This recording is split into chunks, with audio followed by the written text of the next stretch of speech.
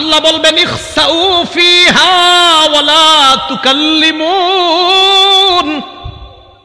আল্লাহ বলবে লাঞ্ছিত অবস্থায় জাহান্নামে থাক, কোনো কথা বলবি না। তাদেরকে পানি দেওয়া হবে, ওই পানির মধ্যে লোহার কাঁটা থাকবে। এই লোহার কাঁটা যুক্ত পানি যখন তাদেরকে দেওয়া হবে, ফাইদা দানাত মিন উজুহিহিম, এই লোহার কাঁটা যুক্ত পানিগুলা যখন মুখের সামনে নেওয়া হবে, এত গরম পানি, পানির গরমে সাওয়াত উজুহাহুম, পানি পান করবে না, পান করার আগে শুধু গরমে ওই গরমটা তাদের চেহারা জ্বালায়া দিবে। ওয়াকাত্তাত মা ফি বুতুনিহিম, পান করার আগে পেটের নারী বুড়িগুলা সব ঝলসে দিবে। পানি পান করার আগে গরমেই তাদের এই অবস্থা হবে, পেটের নারী বুড়িগুলা ঝলসে দিবে। ফায়াকুলুনা, এক পর্যায়ে একে অপরকে বলবে উদউ খাজানাতা জাহান্নাম, জাহান্নামের প্রহরীদেরকে ডাক দাও, জাহান্নামের রক্ষীদেরকে ডাক দাও। জাহান্নামের রক্ষী ফেরেশতারা বলবে বলো কি বলবা? বলবে আর সহ্য করতে পারি না। রক্ষীরা বলবে আলাম তাকু তাতিকুম রুসুলুকুম বিল বায়িনাত, রসুলরা কি তোমাদের কাছে দাওয়াত নিয়ে আসে নাই? তারা বলবে বালা এসেছে, তো গ্রহণ কেন করো নাই? এবার তারা বলবে প্রহরীদেরকে ডাক দিয়ে লাভ নাই, উদউ মালিকা, জাহান্নামের দারোগা মালিককে ডাক দাও। ওয়ানাদাউ ইয়া মালিকুল ইয়াকদি আলাইনা রাব্বুক, জাহান্নামের দারোগা মালিককে ডাক দিবে, ডাক দিয়ে বলবে ও মালিক, আল্লাহরে বলো আল্লাহ যেন আমাদেরকে মৃত্যু দিয়ে দেয়। জাহান্নামের দারোগা মালিককে যখন তারা ডাক দিবে, মালিক তাদের ডাকে সাড়া দিবে। ইমাম আহমদ বলেন নুব্বিতু আন্না বাইনা দুআইহিম ওয়া বাইনা ইজাবাতি মালিকিন ইয়াহুম আলফাআম, মালিক তাদের ডাকে সাড়া দিবে 1000 বছর পর। ডাক দিবে মালিক 1000 বছর পর। জাহান্নামের দারোগা মালিক বলবে বলো কি বলবা? 1000 বছর পর বলবে কি বলবা বলো। আল্লাহ আমাদেরকে হেফাজত করেন। তারা বলবে আল্লাহরে বলো আল্লাহ যেন আমাদেরকে মরণ দিয়ে দেয় জাহান্নামে। মালিক বলবে ইন্নাকুম মাকিসুন, চুপচাপ আযাব ভোগ করো।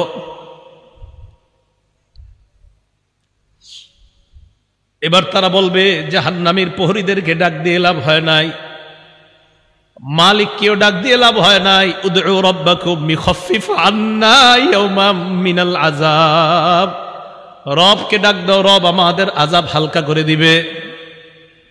কেন না রবের চাইতে দয়ালু আর কেউ না। এবার তারা ডাক দিবে আল্লাহকে। আল্লাহকে ডাক দেওয়ার পর তারা বলবে, সূরা মুমিনুনের মধ্যে আল্লাহ বলেন রব্বানা গলাবাত আলাইনা শিকওয়াতুনা, এরা ডাক দিয়ে বলবে আল্লাহ আমাদের হতভাগ্য, আমাদের দুর্ভাগ্য আমাদের উপর বিজয় লাভ করছে। দুর্ভাগ্যদের অন্তর্ভুক্ত হওয়া যাবে না। আপনি জানেন না এই আয়াতটা আমি কতবার তেলাওয়াত করি, যখন সামনে আসে আমার এই আয়াত, কি অবস্থাটা হবে। জাহান্নামীরা বলবে আল্লাহ আমাদের দুর্ভাগ্য, আমরা দুর্ভাগা হওয়ার কারণে আজকে আমাদের উপর, আমাদের এই দুর্ভাগা হওয়াটা আমাদের উপর বিজয় লাভ করছে। দুনিয়াতে আপনার কথা শুনি নাই। ওয়া কুন্না কওমান দাল্লিন, আল্লাহ আমরা ছিলাম পথভ্রষ্ট সম্প্রদায়। রব্বানা আখরিজনা মিনহা, আল্লাহ আমাদেরকে বের করে দেন না এখান থেকে। ফাইন উদনা ফাইন্না যালিমুন, আল্লাহ একবার বের করে দেখেন, আমরা যদি আর খারাপ কাজ করি আমরা জালেম, আমরা আর খারাপ কাজ করব না। এই কথা বলার পর আল্লাহ যেই জবাবটা দিবেন, আল্লাহ বলবেন ইখসাউ ফিহা ওয়ালা তুকাল্লিমুন, আল্লাহ বলবে লাঞ্ছিত অবস্থায় জাহান্নামে থাক, কোনো কথা বলবি না।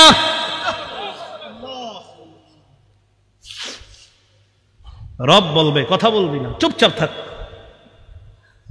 দয়াময় রব বলবে কথা বলবি না, চুপচাপ থাক।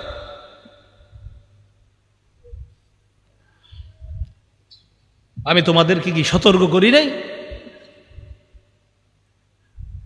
আপনারা জানেন যে ফেরেশতারা এটা বলছেন আল্লাহ যখন বলবে লাঞ্ছিত অবস্থায় চুপচাপ কোনো কথা বলবি না। বহুত পেরেশানির মধ্যে পড়ে যায় আয়াত যখন পড়ি। রব যখন বলবে কোনো কথা নাই, কি অবস্থা হবে? তাই বলছিলাম দুনিয়া থেকে নিরাপত্তা নামা নিয়ে যাওয়া, নিরাপত্তা নামা যদি নিয়ে না যাইতে পারি ঠকে গেলাম, হতভাগা হয়ে গেলাম। আল্লাহ সকলকে সৌভাগ্যবানদের কাতারে শামিল হওয়ার তৌফিক দান করেন। তো আল্লাহ বলবে ইখসাউ ফিহা ওয়ালা তুকাল্লিমুন, কথা বলবা না, থাকো। তো বলছিলাম ওই যে দরিহ, এই দরিহ নামক খাদ্য দেওয়ার পর এরপরে দেওয়া হবে কাঁটাযুক্ত খাদ্য, গুচ্ছ জাতীয় খাদ্য। গলা আটকানোর পর বলবে পানি দাও। তো পানি দিবে, পান করবে কি? চেহারার সামনে নীতি, চেহারা ঝলসে যাবে, পেটের সব ঝলসে যাবে। তখন তারা ফেরেশতা ডাক দিবে, জাহান্নামের প্রহরী ডাক দিবে, মালিককে ডাক দিবে, আল্লাহকে ডাক দিবে। সবাই তো একটা একটা বলবে, প্রহরীরা বলবে রসুল আসে নাই, আর মালিক বলবে 1000 বছর পর চুপচাপ আযাব বুক করো, তাও তো একটু কথা বলবে। আল্লাহ কি বলবে দেখেন, লাঞ্ছিত অবস্থায় থাকো, কোনো কথা নাই, থাকো। রব যদি বলে কথা নাই তখন তো শেষ। তো বলছিলাম দরিহ লা ইউসমিনু ওয়া লা ইউগনি মিন জু'। কয় দরি নামক খাদ্যটা কেমন জানো? এটা পুষ্টিও যোগায় না, ক্ষুধাও নিবারণ করে না। আচ্ছা আমরা খাদ্য খাই কেন বলেন তো? হয়তো পুষ্টি বাড়ার জন্য, না হয় যেন ক্ষুধা নিবারণ হয়। আল্লাহ বলে লা ইউসমিনু, দরি নামক খাদ্য পুষ্টিও যোগাবে না, ক্ষুধাও নিবারণ করবে না। কিছু মনে করবেন না, পৃথিবীর একটা খাদ্য আছে যেই খাদ্যটা অ্যাভেলেবল মানুষ খায়, যেটা তার পুষ্টিও যোগায় না, ক্ষুধাও নিবারণ করে না। হুজুর কি এটা? মাশাআল্লাহ, ধূমপান। কি পান? ধূমপান। এটা পুষ্টিও যোগায় না, ক্ষুধাও নিবারণ করে না। বুঝা যায় দুনিয়ার ধূমপান জাহান্নামের দড়ির সাথে অনেকটা মিলে যায়। কি জি? জোরে কর না জি। সবাই শোনা এখন শুনতে হবে তো। আপনাদের মুসল্লি যারা আছে এগুলোর দিকেও তাকায় বলেন কি ঠিক আছে? দড়ি যেটা পুষ্টিও যোগায় না, ক্ষুধাও নিবারণ করে না। তো আমি কিন্তু বলছি না, আপনারাই বলছেন, আমি কিন্তু প্রথমে বলি নাই ধূমপান, আপনারাই বললেন এই খাদ্যটা কি? এটা পুষ্টিও যোগায় না, ক্ষুধাও নিবারণ করে না। তো আপনারা এবার মিলান এটার সাথে কোনটা মিলে। এরপরেও যদি কেউ ধূমপান করে কি করা? আল্লাহ হেফাজত করেন।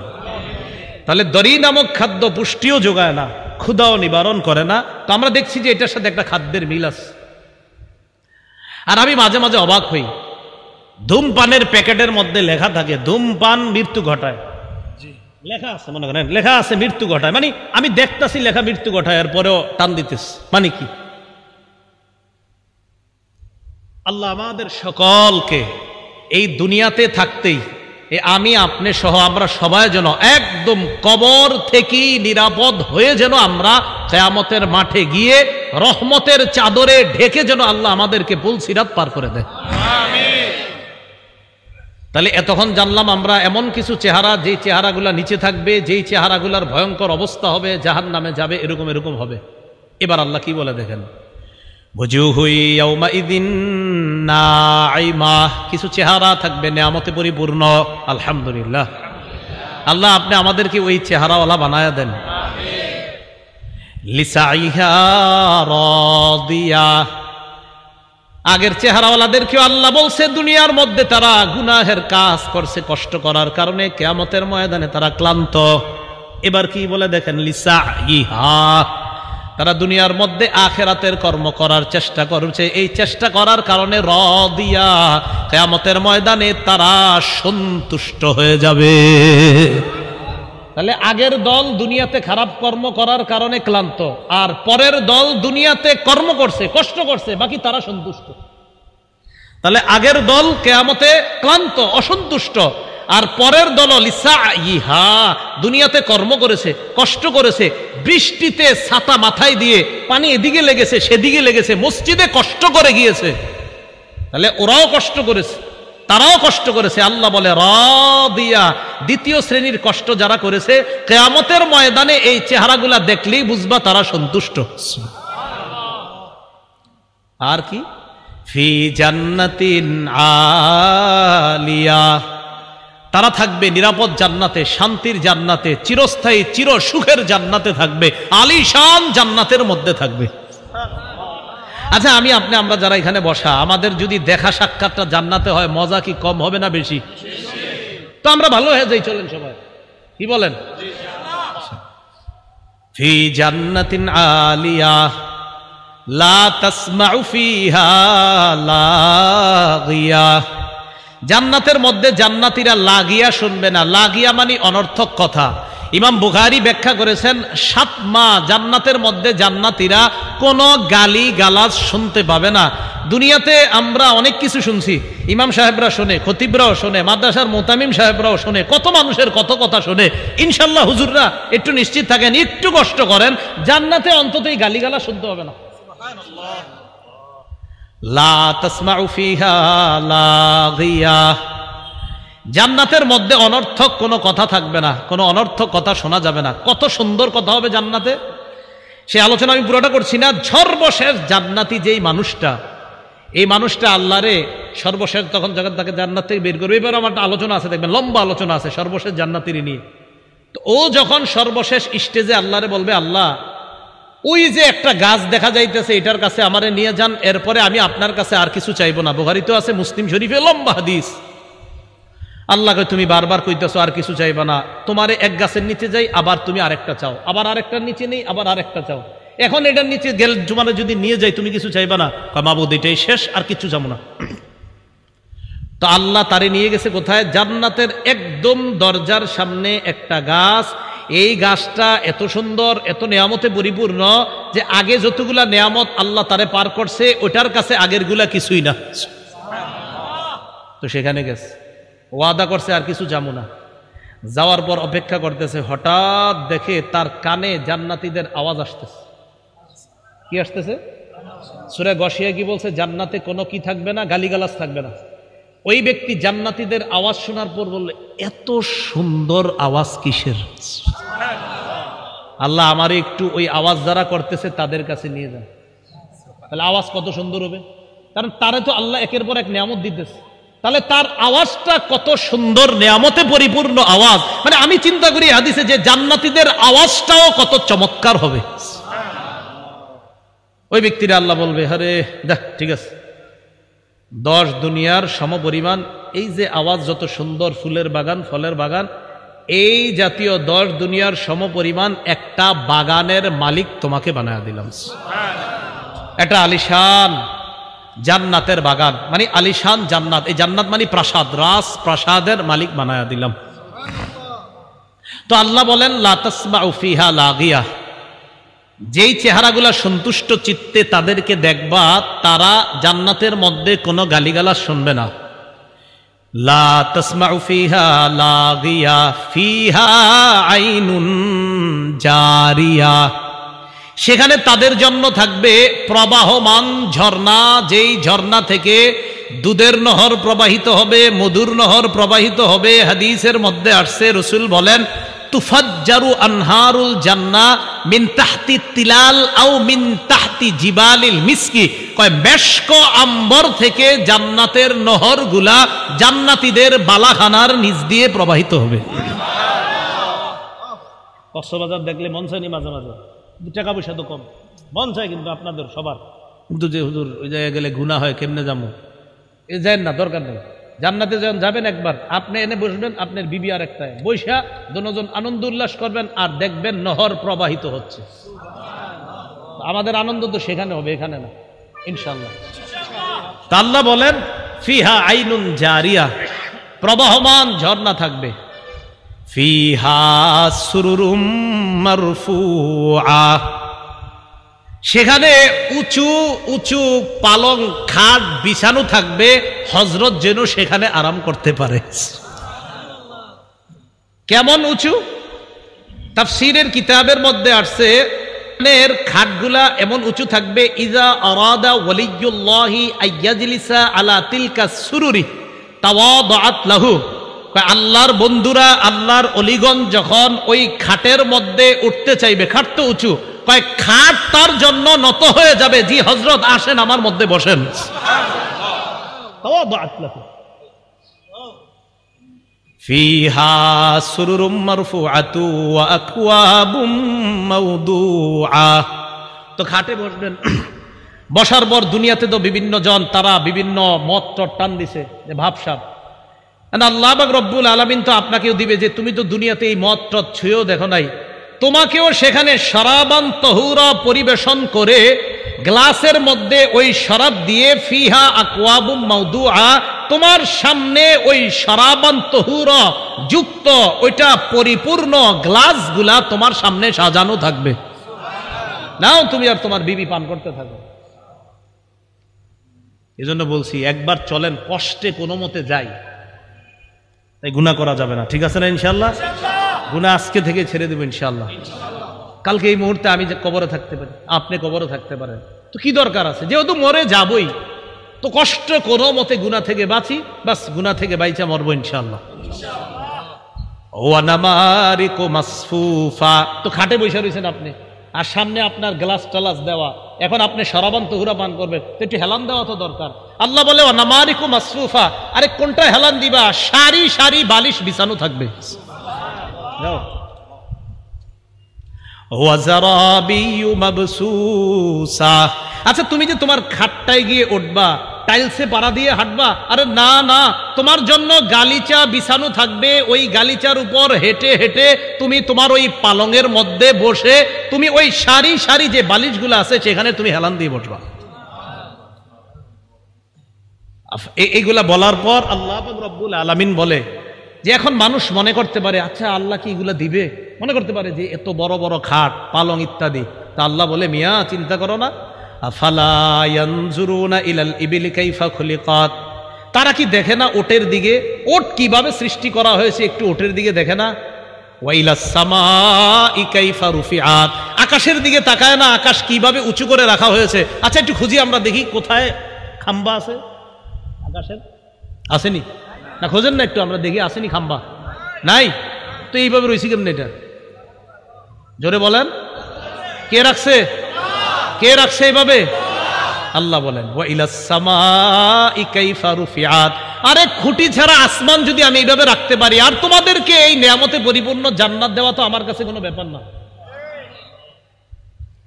ওয়া ইলাল জিবালি কাইফা নুসিবাত, খুব মন দিয়ে এই জায়গাটা বুঝেন, ওলামা হযরত আছেন, প্রথমে ওটের কথা বলছে, পরে আকাশের কথা, পরে পাহাড়ের কথা। কেন আগে ওটের কথা কেন? ওটের উপরে বৈশা, যখন আপনি ওটের উপরে বসবেন, বৈশাই একটু তাকান, আসমান দেখা যায়। ওট যখন চালাবেন, ওট সাধারণত পাহাড়ি অঞ্চলে চালানো হয়, আশেপাশে তাকায় দেখেন পাহাড়, তাই আল্লাহ বললেন তারা কি ওটের দিকে তাকায় না আরবের মানুষগুলা? তো ওটের উপরে বৈশা, এরপরে কি আকাশের দিকে তাকায় না, আসমান খুঁটি ছাড়া? আচ্ছা ঠিক আছে, চলতে চলতে ওয়াইলাল জিবালি, তারা কি পাহাড়ের দিকে তাকায় না? কাইফা নুসিবাত, কিভাবে পাহাড়টা স্থাপন করা হয়েছে। আচ্ছা তারা যে জমিনের উপর চলতেছে, ওয়াইলাল আরদি কাইফা সুতিহাত, জমিনের দিকে তাকায় না যে জমিনটা কিভাবে বিছিয়ে রাখা হয়েছে, আমি আল্লাহ বিছিয়ে দিলাম, আর ওই বিছানো জমিনের উপর তো তুমি ওটের মধ্যে আরোহণ করে আসমান আর পাহাড়গুলা দেখতে পাচ্ছ। তো এইগুলা দেখে তুমি কি বুঝো না আমি যে জান্নাত দিব? এরপরে আল্লাহ বলেন ফাযাক্কির, তো নবীজি সাল্লাল্লাহু আলাইহি সাল্লাম একটু চিন্তিত, আহারে আমি এত দাওয়াত দেই, কাফেররা কেন গ্রহণ করে না? কথার কথা, যেমন আজকে আপনারা আমি চাইছি যে এমন ভাবে বুঝাই যেন আজকে থেকে আর কেউ গুনাহ না করেন। তো এরপরে যদি কালকে গুনাহ করেন হইতে পারে কষ্ট লাগবে, আরে তো ভাবে কইলাম এরপরে গুনাহ করে। তো নবীজি দাওয়াত দেয়, এরপরে অনেকে দাওয়াত গ্রহণ করে না, কষ্ট লাগে যে আমি এত করে বুঝাই, গ্রহণ করে না কেন? আল্লাহ বললেন ফাযাক্কির, নবী আপনার কাজ আপনি শুধু ওয়াজ করতে থাকেন। সুবহানাল্লাহ, আপনার কাজ ফাযাক্কির, আপনি শুধু ওয়াজ করতে থাকেন। ইন্নামা আনতা মুযাক্কির, আপনি উপদেশ দিতে থাকেন, আপনি ওয়াজ করতে থাকেন, আপনি শুধু ওয়াজকারী, শুধু উপদেশ দাতা। লাস্তা আলাইহিম বিমুসাইতির, আপনি তাদেরকে জোর করে কিছু মানাবেন আমি এই জন্য আপনারে পাঠাই নেই। আপনার কাজ শুধু বলা, গ্রহণ করবে না না করবে এটা আপনার দায়িত্ব না, আপনি শুধু ওয়াজ করার কাজ। লাস্তা আলাইহিম বিমুসাইতির, আপনি তাদের উপর নিয়ন্ত্রক নন, আপনি তাদের উপর বাধ্য না, তারা গ্রহণ করতেই হবে। আপনার কাজ ওয়াজ করা। বলেন আপনার কাজ কি? তো এখন যদি এই যুগে কেউ বলেন হুজুর এত ওয়াজ করেন কি লাভ,